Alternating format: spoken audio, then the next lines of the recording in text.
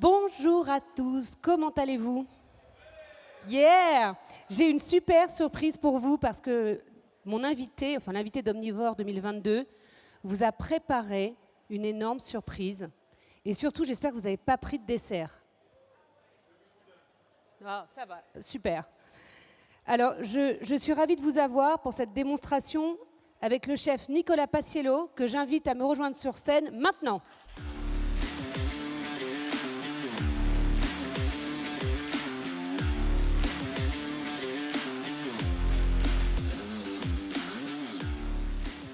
Salut Nicolas. Salut Hélène. Qu'est-ce que c'est? Ça a l'air super fragile. Alors ça, c'est la bûche de Noël de 500 Paris qui a été finie cette nuit en catémini pour la montrer en avant-première aujourd'hui à Omnivore. Waouh, c'est pour ça que tu as l'air si fatigué? En partie. En partie. Bon, on ne va pas lui poser de questions gênantes. Alors, est-ce que tu souhaites un petit peu nous parler de l'histoire de cette bûche? Alors, messieurs, dames, c'est quand même une avant-première, hein, parce que les bûches, normalement, on les rend publiques, je dirais. Ça commence à venir tout doucement. J'ai vu deux, trois clichés sortir, mais c'est vrai que moi j'attends généralement un tout petit peu. Mais là, il fallait que... Voilà, j'étais assez excité aujourd'hui, donc j'avais envie de montrer quelque chose de bien, et voilà. Et je crois que tu as une surprise pour le public. Ça va venir. Ça va venir. Ah, On va y aller doucement, on va commencer doucement. Non, en fait, voilà, je vous présente du coup la ruche 500. Ça va être la bûche de Noël. L'année dernière, pour ceux qui connaissent 500, on a sorti la cabosse, qui a englobé un univers autour du cacao. On a vraiment une vertu chez 500, c'est la pédagogie, c'est vraiment la matière première qu'on expose en boutique, et vraiment d'essayer de trouver des messages qu'on peut passer aux gens qui viennent chez nous en boutique. Cette année, on a choisi l'apiculture. Vraiment l'univers qui est autour de la ruche, des abeilles, des apiculteurs. Moi, j'ai fait des rencontres. On travaille avec des apiculteurs depuis longtemps. Et puis voilà, j'avais envie, en plus de ça, c'est les périodes où nous, on s'amuse un peu. On s'amuse un peu toute l'année, mais je veux dire, là, on pousse un peu le niveau dans la création. Et je ne sais pas comment c'est venu, mais c'est venu il y a quelques mois de ça. Et on a bossé comme des fous avec Axel, qui est à côté de moi et qui m'épaule sur toute la création à 500. Et on a sorti ça et je suis hyper content. Et j'ai hâte de vous... Alors je crois qu'on va un petit peu montrer toutes les étapes afin que tout le monde se rende compte du boulot qu'il y a dedans. Exactement. Parce que c'est quand même, j'ai envie de dire, un peu un objet d'art, hein, c'est vraiment magnifique. Exactement. Alors je dirais pas ça, mais presque. Non, en fait, au lieu de vous faire aujourd'hui une ganache montée, un biscuit qu'on voit et qu'on revoit, ou si vous voulez les recettes, elles sont dans mon livre. Voilà, les recettes de Nicolas, voilà. Si jamais. Je perds pas le nord à chaque fois. Facile à refaire. Hein. Voilà. C'est plus le processus de création sur lequel j'avais envie de vous parler, le montage de tout ça, le temps que ça nous a pris. La pâtisserie, c'est aussi beaucoup de rencontres. En fait, à 500, on aime beaucoup ça, on aime beaucoup l'humain. J'ai monté du coup 500 avec William, qui est dans le public. Et vraiment, c'est mon associé. On a vraiment monté 500 tous les deux et on a les mêmes valeurs. Et on partage beaucoup l'humain. On travaille vraiment sur ça énormément. Dis donc, je vois qu'il y a déjà quelque chose qui se passe dans le public. Ouais, voilà. Et il commence tout doucement. On a fait envoyer justement la bûche. Vous allez pouvoir la goûter, vous allez pouvoir voir. Allez-y doucement, prenez votre temps. On a une petite demi-heure, mais ça va passer vite. Enfin bref. Et du coup, à Pantin, donc on a nos laboratoires, la manufacture à Pantin. J'ai rencontré Emmanuel qui a un atelier qui travaille avec des jeunes juste au bout de la rue et qui imprime 3D et compagnie. Et donc j'ai travaillé avec lui sur justement des casiers de ruches. Et il m'en a fait une part, enfin il me l'a imprimé 3D. À partir de là, moi je travaille avec mon silicone alimentaire et du coup je fabrique mes propres moules. C'est comme ça que j'ai fait la cabosse, c'est comme ça que je fais mes moules depuis que je suis chef. Juste pour bien qu'on comprenne, au début tu fais un dessin, un croquis. Oui, c'est vrai. Alors il y a vraiment le dessin où je me mets aucune barrière. C'est-à-dire que si j'ai une idée en tête, et vous pouvez demander à William, il y en a partout sur le bureau, ça devient vraiment une espèce de... Enfin voilà, il y a vraiment, je crée un univers, je me plonge dedans et j'essaye de, sans me dire c'est pas possible de le faire parce que le chocolat il va pas prendre, parce que la part elle va pas tenir, parce que ci, parce que ça. Je me fais un dessin vraiment de ce que j'aimerais présenter et après je commence à me dire comment on va le faire. C'est ça que je veux, comment on va le faire. Et là je suis capable de bosser sans arrêt avec Axel, jour et nuit. Enfin, en tout cas, quand on a l'idée précise, il faut que ça sorte, il faut qu'on essaye. Franchement, on a fait, mais je pense... parce que l'idée, c'est d'avoir du coup ces parts-là qui sortent, et après, qu'elles soient rangées dans la ruche. Vous allez voir, je vais vous montrer tout le montage. donc qu'elle soit soutenue par les casiers en haut.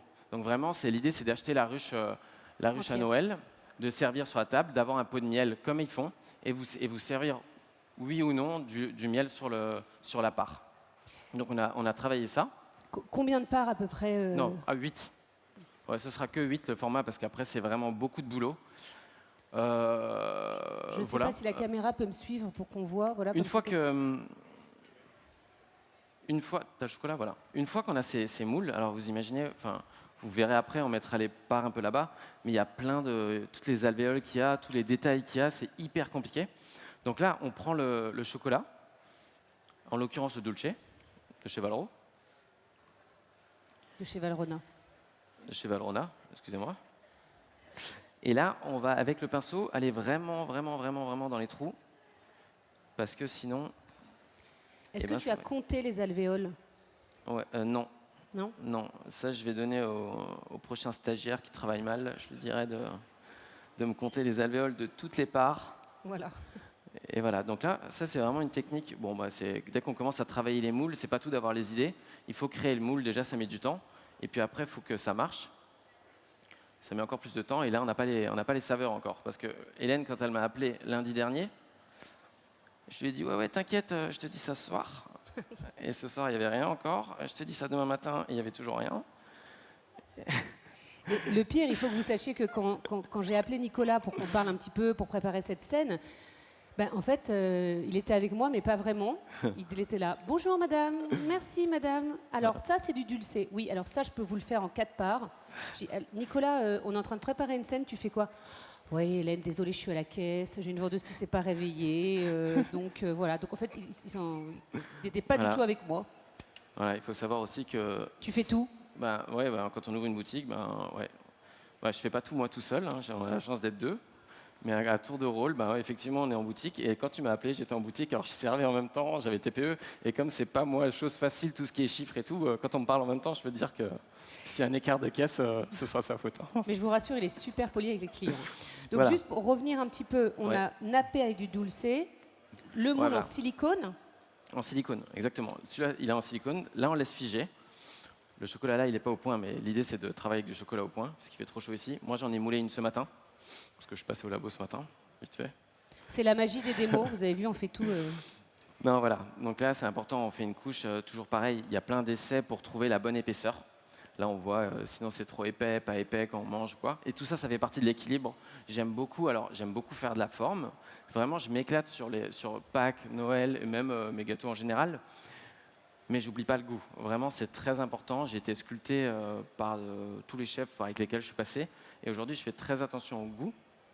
Et donc, le goût, ça passe par les épaisseurs. C'est bien beau de faire des formes, mais si après, il y a trop de gélatine, trop de chocolat... L'équilibre. L'équilibre, exactement.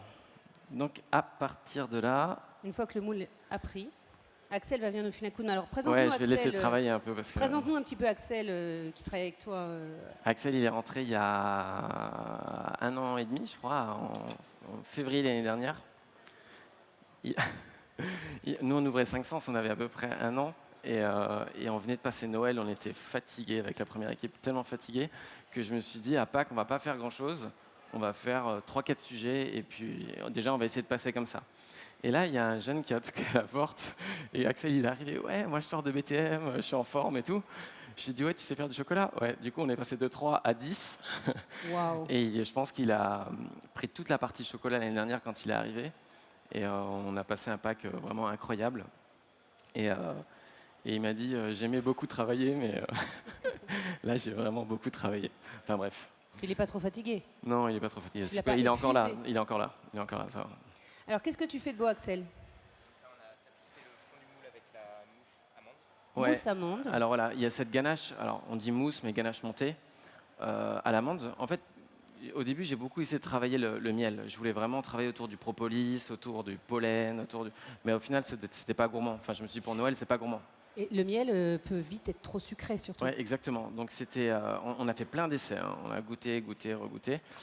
Au final, je suis plus parti sur des produits avec lesquels j'aimais travailler le miel. Avant, j'étais en restauration, j'ai fait beaucoup de desserts à l'assiette. Et c'est vrai que l'amande s'associe bien, la clémentine s'associe bien, c'est des parfums qui passent bien à Noël. Il fallait quand même que ce soit quelque chose de gourmand et qui plaise à tout le monde. Donc c'est pour ça que j'ai choisi. Alors on a fait une génoise avec du pollen dedans. C'est le seul truc Et qui qu'est-ce que ça apporte en fait le pollen à la génoise? ouais, c'est un goût qu'on va. En fait, je pense que ça assaisonne le tout. C'est quand on croque dessus, on va pas le sentir au premier abord, mais il y a une différence quand même à la fin. Ensuite, donc il a inséré son biscuit, enfin sa génoise dedans. Là, il va mettre un confit de clémentine dedans. Et puis on va refermer la part. Tout ça, il faut faire vraiment attention parce que le chocolat, une fois qu'il est moulé, si on tord la part, elle se casse, elle se fissure. Et après, quand on démoule, parce que ça passe au congélateur, quand on démoule, on a une chance sur deux que ça casse. Et il faut savoir qu'on en prévoit 200, 300 x 8. Je veux vous dire qu'on commence demain. Voilà. Donc là, c'est vraiment La naissance ouais, exactement. de la Ouais, bûche. on regarde encore si c'est vraiment bien aujourd'hui. Si c'est bien aujourd'hui, demain on attaque la prod. Parce que, Et puis si tout le monde a mangé aussi, s'il nous en reste, on va peut-être se dire que ça plaît pas. Donc voilà, voilà, Axel il est avec moi et puis il a avancé au niveau. Il adore les décors, il adore les pièces montées. Il est assez rigoureux. Ouais, il est jeune. Ouais, il est très jeune. Hein. Jeune passionné. Ouais. Et puis forcément, il me suit. Mais à côté de moi, il y a aussi, du coup, qui est passé vous voir là. Oui. On a des nouvelles recrues à 5 sens là, les petits apprentis. On a alors il y a Emna, il y a Guillaume et il y a Agathe. Alors Emna est rentrée stagiaire et on la prend en commis à partir d'octobre. Et les deux autres, ils sont en CAP Connex et j'ai vraiment une équipe dingos là pour la rentrée. Je peux vous dire, je suis hyper excité. J'ai envie qu'une chose, c'est vraiment d'attaquer. C'est quand même l'équipe, c'est fondamental. On a beaucoup de projets à 5 sens. Il faut savoir que dans 2-3 semaines, si tout va bien, j'ai envie de dire je touche du bois, mais on ouvre au 16 rue de Côte, dans le 12e, du coup une 3e boutique. Et fin novembre, pareil, si tout va bien, on ouvre au 50 boulevard Jean Jaurès à Boulogne, une 4e boutique. Et dis-moi Nicolas, toutes les boutiques sont sur le même principe avec une partie expérimentale. Exactement. Où on peut vraiment découvrir, je dirais, ce qu'il y a derrière le gâteau. Si tu utilises un ingrédient, tu vas vraiment montrer. Exactement. L'idée, c'est vraiment d'avoir ces murs expérientiels qu'on a dans le 15e, dans toutes les boutiques, mais ce ne sera pas les mêmes boutiques niveau décoration. Chaque boutique sera adaptée au quartier et on tient vraiment à ce qu'il y ait une histoire... design. Voilà, parce qu'on n'en aura pas... on ne veut pas créer une chaîne, on ne veut pas 50 boutiques, on en veut 3, 4, mais qu'il y ait une expérience dans chaque, et différente en tout cas, même si c'est les mêmes produits qui sont livrés dans les boutiques. Et j'aimerais te poser une petite question, parce que quand on regarde ton parcours qui est assez impressionnant, je crois que ça fait 22 ans que tu es dans le labo à travailler, tu as fait pas mal d'hôtellerie de luxe, tu as fait des boutiques, tu es passé un petit peu chez des gens absolument incroyables, avec des parcours dingues. Et il y a quand même donc deux choses qui s'opposent finalement pour moi, c'est le dessert à l'assiette qui est éphémère et le dessert de boutique. Ouais. Donc comment tu vis ça? Qu'est-ce qui, toi, te plaît plus? Est-ce que tu as un manque? Alors, j'ai été formé en boutique, je suis rentré chez Fauchon ensuite, donc j'ai fait 10 ans de boutique. Ensuite, j'ai découvert l'hôtellerie au Crillon. Je suis retourné un peu chez Lignac en boutique, puis je suis retourné au Prince de Galles avec Stéphanie pour vraiment m'améliorer là-dedans, parce que autant en boutique, il y avait, et chez Fauchon en plus, beaucoup de quantité, autant quand je suis arrivé au Crillon, place de la Concorde, on recevait nos cagettes de fraises et on faisait vraiment attention à tout ça. Et je pense qu'il y a vraiment aujourd'hui moyen d'allier les deux. En tout cas, la confection des desserts, que ce soit un dessert boutique ou assiette, la réflexion pour moi, elle sera la même. Il faut qu'il y ait du goût. Vraiment, et je dis pas ça, il faut que ce soit gourmand en fait. C'est pas spécialement du goût, extravagant, mais c'est de la gourmandise. C'est des fois, on va amener quelque chose. Là, on a sorti un dessert figue et je l'ai associé à la cacahuète. Alors, c'est pas la cacahuète, on connaît tous, mais cacahuète figue, moi, j'avais jamais goûté. Et l'idée, c'est ça. Nous, à 5 sens, on a 3 desserts. On a seulement 3 desserts en individuel 4 ou 8 qu'on change tous les mois. Donc tous les mois, il y aura des desserts différents. Là, on a la carte de septembre où effectivement on a le figue cacahuète. Et ça me demande de chaque fois me remettre en question sur les desserts et de les retravailler et blablabla. Et du coup, c'est un peu comme le modèle de la restauration, l'hôtellerie, où on a toujours 4 desserts à une carte. et qu'on change assez régulièrement, nous c'est pareil. Alors ça demande une bonne logistique, mais derrière il y a pas mal de choses qui sont assez cool. Donc Alors, je parle, mais On va revenir à nos moutons, je dirais. Là, tu nous as fait, donc je pense que ça va servir à... ouais. coller. Alors, ça, je pense que je peux la démouler. Non, c'est pas ça. Janine, Voilà. tu peux la démouler? Ok. Donc voilà. Une grosso fois modo, bien voilà. pris, Ouais, l'ensemble. une fois qu'elle sort du congèle, on les démoule. Ça aussi, c'est une épreuve un peu importante à mon avis. On l'avait pré-démoulée avant pour pas qu'elle se casse. Parce qu'on perd en froid, c'est vraiment on travaille avec des cellules, donc elles sont vraiment très très froides. Donc une fois qu'on le sort, elle sort pas jaune comme ça, elle sort couleur dolce, cette couleur-là. Touché, ouais, d'accord. Donc après, on vient vite fait la Brun. passer avec un tout petit beurre de cacao jaune. Et on la recouvre, on n'a pas vu, mais d'une feuilletine au pollen aussi derrière. Donc ça va être la part. On va aussi. C'est quoi une feuilletine au pollen? Ah oui. Non, mais c'est la feuilletine au pollen. D'accord. Ouais, des fois, il faut pas. Voilà. J'essaie de faire dessus. Voilà. Ensuite, c'est pas tout parce qu'il a fallu créer la ruche, adapter aux boîtes, Ça a dû être adapter quand même aux un petit peu parts, compliqué. adapter. Voilà. Ce qu'on a fait avec Axel, tout simplement, j'ai ramené les planches sur lesquelles on a travaillé. On allait ce fameux manuel qui est au bout de la rue. Et lui, il a aussi une menuiserie. Et on a choisi nos planches. Et là-dessus, moi, je coule du coup mon silicone. Et là, Mais le boulot. et quand on l'enlève, j'ai les empreintes. Ensuite, je coule mon chocolat dessus et j'ai vraiment l'aspect. C'est exactement comme ça. On ne peut pas avoir plus de détails qu'avec le silicone. Et on essayait vraiment de trouver du coup des planches. Alors, il fallait nous voir dans cet atelier en train de regarder les planches et dire non, celle-là elle est belle, celle-là elle est pas belle, celle-là elle est belle. Et on essayait de trouver des nœuds. Et puis franchement, on a un résultat qui est vraiment pas trop mal. Donc pour l'instant, il faut savoir qu'on a juste des moules pour en monter une. Hein. Donc, Et tu vas chercher tout ça où en fait? C'est quand même assez impressionnant, le nombre d'étapes. c'est le long. nombre Hein. de détails. Aujourd'hui, on commence les bûches. On finit les galettes et on ouvre le dossier bûche, au moins pour les idées, pour les dessins, pour se renseigner, voir avec qui on peut travailler, comment on peut travailler. Parce qu'après, c'est pas tout, mais quand on a une boutique, c'est pas x10 ou x100, c'est x1000. Et il y a le packaging derrière, il y a la livraison, il y a les gens qui viennent en boutique et qui rentrent en métro. Et nous, on fait beaucoup d'essais comme ça. Et voilà, donc ça met vraiment beaucoup de temps. Là, je peux te dire que je voulais la sortir là, et moi, ça me forçait aussi à la finir en fait, parce que sinon à un moment on n'arrête pas. Finalement, c'était une échéance intéressante pour toi, parce que mais ça t'a j'aime mis bien la en fait de pression. mettre des petits défis comme ça, et sinon après on s'ennuie et j'angoisse après, c'est pas bien. Donc bref, avec ce chocolat là, du coup on a fait cette fameuse ruche que pareil on va recouvrir de feuilletine et de pollen pour qu'à la fin du repas, souvent si on regarde mes bûches que j'avais fait, j'avais fait un ster au Prince de Galles, j'avais fait je sais plus quoi ce que j'avais fait, j'en avais fait pas mal. Mais chaque La fois, cabosse. ouais, il y a la cabosse, il y a le fagot, j'avais fait un essaim d'abeilles pour un truc. Et j'aime bien quand il y a du chocolat comme ça autour de la bûche, parce que je trouve qu'à Noël, en fait, un repas c'est long et qu'on est toujours là en train de tchatcher, on le casse, ça dure pour le lendemain. Bref, en tout cas, ce chocolat-là, j'essaye toujours aussi de lui mettre du goût. Alors là, il n'y en a pas parce que cette nuit, il n'y avait pas encore l'idée c'est arrivé ce matin. Et du coup, mais l'idée, c'est vraiment que ce soit une tablette de chocolat aussi intéressante et que ce ne soit pas simplement du dulce qu'on va manger comme ça. D'accord. Donc avec ça, j'en ai fait 4 morceaux pour faire la ruche, mais aussi j'en ai fait cette petite part-là à laquelle je vais fixer ma part dessus. Donc ça aussi, ça a été un casse-tête, je ne vous raconte même pas, pour que la part, elle tienne là-dessus et qu'on puisse du coup les ranger dedans. Hyper facilement, et la sortir hyper facilement. Voilà. Et combien de fois on l'a fait ça, et puis 10 minutes après, la part, elle était tombée. Et qu'est-ce qui, pour coller entre les alvéoles et la... Ça, on va trouver demain. Ah, ok. Vous voyez, on est encore... le processus est en Non, cours. je plaisante.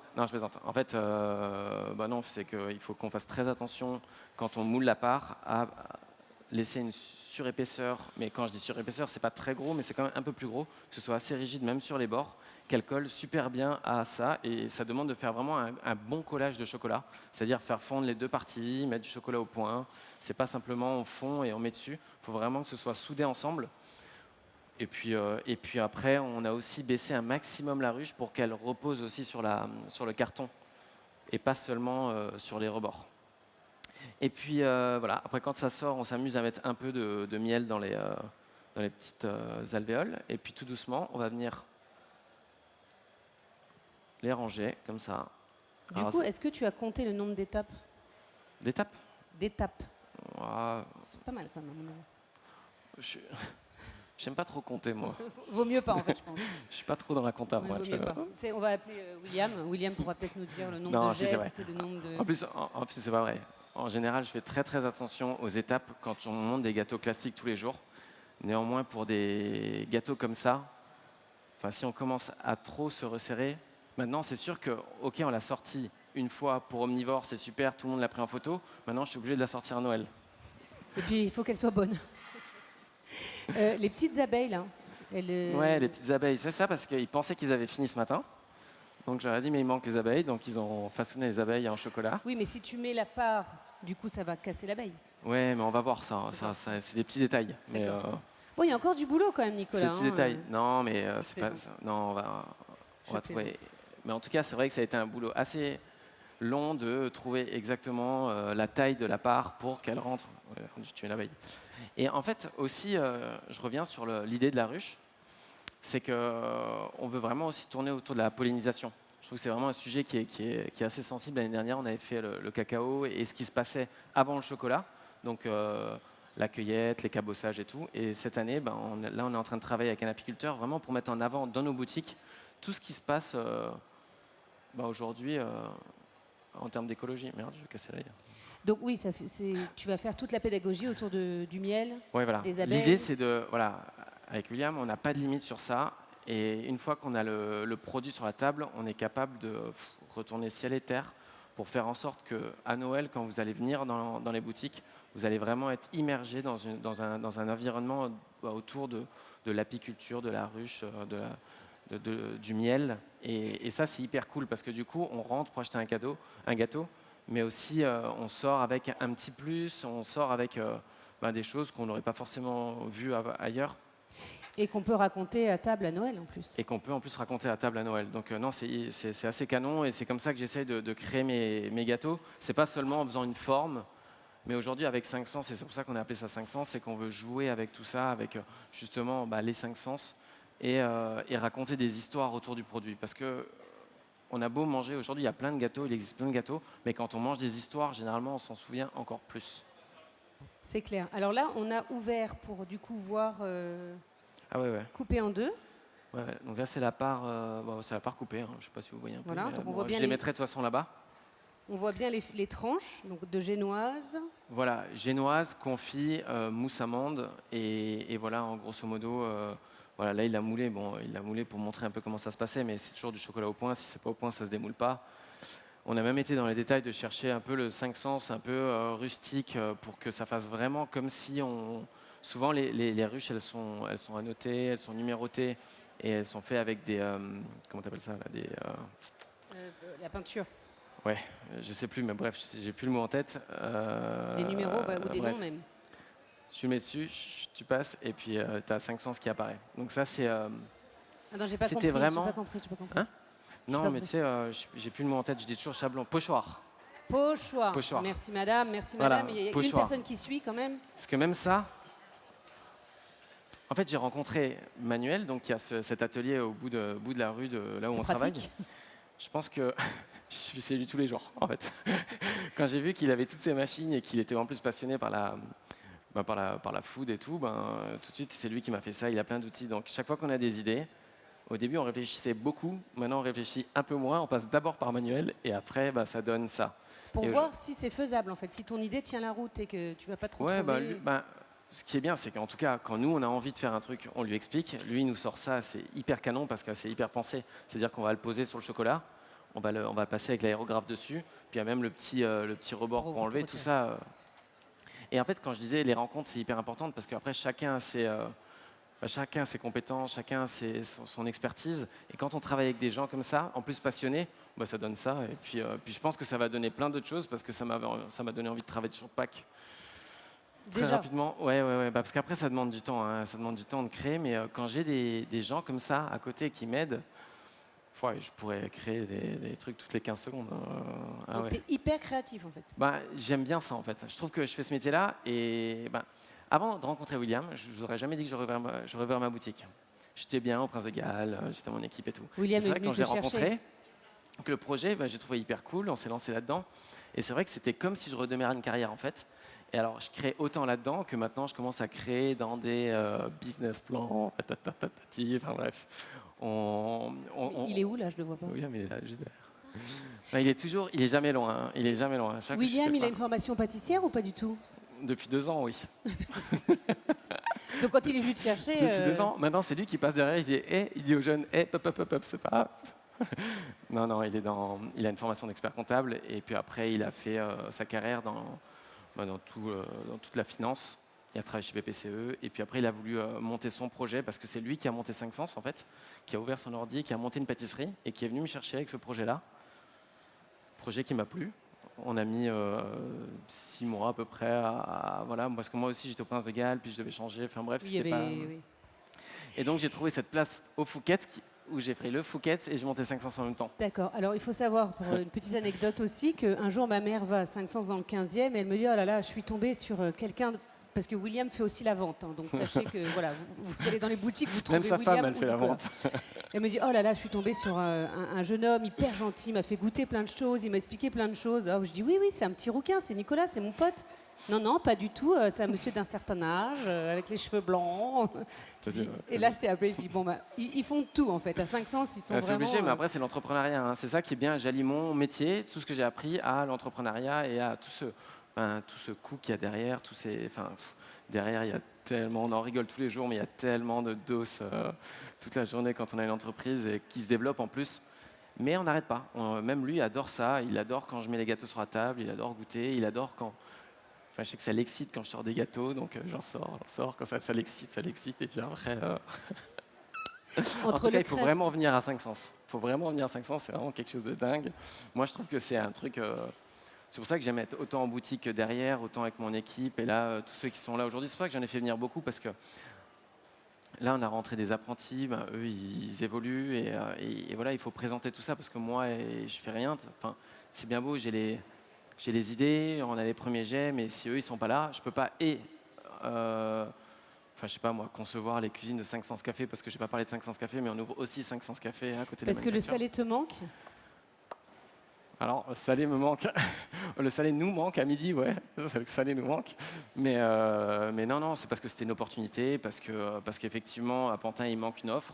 Et que, effectivement, ce petit côté dessert à l'assiette, je pense qu'on va aller le taquiner un peu là-bas. Et ça va être un lieu de vie contemporain, 50 places assises, tea time, brunch le week-end. Enfin bref, le genre de truc qu'on a envie de faire. Enfin, l'idée, voilà, c'est on se fait plaisir, on monte des projets, on fait des gâteaux, on les déguste, la vie est belle. Tu t'arrêtes jamais, en fait. Ouais, j'aime pas, j'angoisse après. T'aimes pas le vide? Ah non.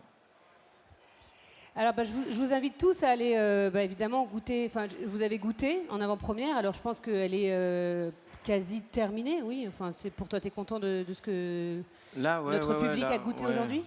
Ouais, tout est dit sur la bûche en tout cas. Je pense qu'on a beaucoup parlé de 5 Sens aussi. Alors, vous n'hésitez pas à mettre du miel, c'est ça, hein, pour déguster la bûche, il faut vraiment... L'idée, c'est qu'on trouve notre miel, qu'on a envie de faire déguster aux gens, s'ils veulent ou non, à Noël, mettre un petit filet dessus, comme on a fait aujourd'hui. Alors, tout ça, ça va encore évoluer, parce que une fois qu'on a figé une forme, les goûts, ils évoluent. Et ce que j'ai pas dit aussi, mais on a parlé de tout le monde, mais Hélène et moi, on se connaît depuis longtemps aussi. Hein. Je me rappelle Dis pas, parce qu'après, je me sens... Ça fait trop longtemps. Non, mais c'est ça, quand on parle de rencontre aussi, c'est que c'est marrant qu'on se retrouve là aujourd'hui, parce que Hélène, elle venait quand j'étais chef au Prince de Galles avec ses filles, elle venait prendre les tea time, donc c'est vraiment un petit écosystème, et aujourd'hui d'être là, c'est cool, quoi, en fait, c'est vraiment... Merci à tous d'être venus, vraiment, on est ravis de vous avoir présenté en avant-première. Merci Nicolas, merci beaucoup.